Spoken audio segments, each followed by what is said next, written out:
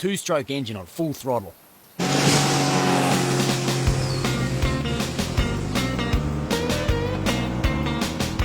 Listen to that, singing like a bird.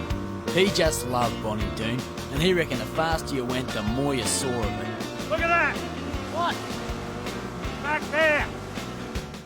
Well, I suppose The Castle has to be one of my favourite films, given that I played such a huge part in it.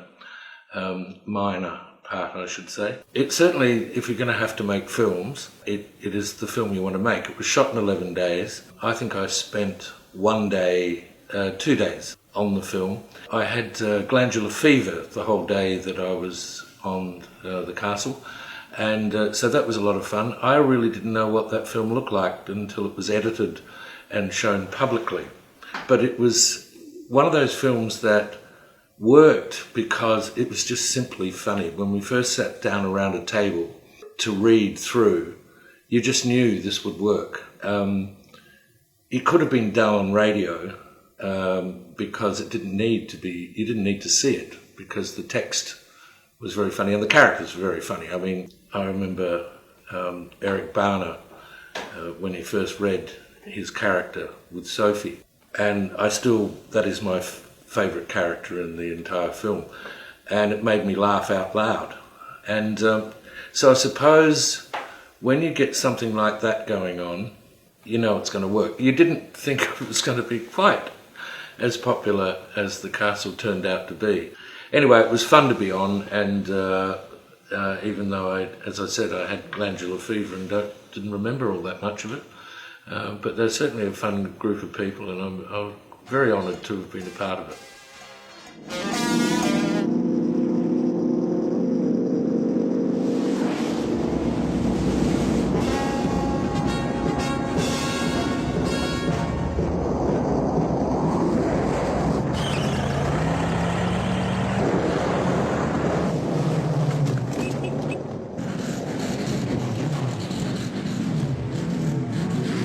First time I saw Mad Max 1, I was shocked to believe that it was an Australian film. And I'd never seen anything, or Mad Max 1 and Mad Max 2, I should say, about both.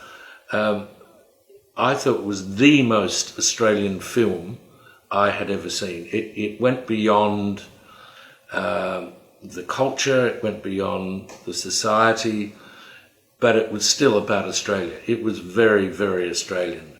And it threw me a bit because I was expecting something completely different in terms of its density, in terms of its ability to surprise, the script, the acting, the directing. But it was like a sort of cartoon in a lot of ways, a visual cartoon, and it always continued to surprise me. Then when we got to Road Warrior, I have to say I thought at the time that this was the best Australian movie I'd ever seen, and I still maintain that. I think it was one of the best Australian films ever made. And the reason for that, again, is that they took all those elements from one and really polished. Old cars together, for example, really appealed to me. I loved that idea of these guys. And I could just see these guys out in the outback when a film crew, and I can just see the boys out there going, all right, I'll have them there by Saturday. But that was particularly Australian as well. The idea, I mean, nobody can drive through outback Australia without seeing really potential cars for a Mad Max film laying all over the continent. I thought that it never allowed me to be complacent as I was watching it. And that's rare in a film where you think you've sort of worked out the plot by about 2.5 minutes in. That never did that for me. And so that's why I enjoyed it and still enjoy it when I watch it. One of the great stories, I think, and after all, that's what it's all about really, was Mayo's Last Dancer. Certainly one of my favourite films. I was a bit apprehensive about watching it because I knew Lee Kunzing from the fact that he used to be a share broker. My small attempt at earning an income from other sources was through Lee. But he was a delightful man, and when I read the book, I thought this is one of the great stories. One of the great stories. So, as we know, you can love the book and hate the movie.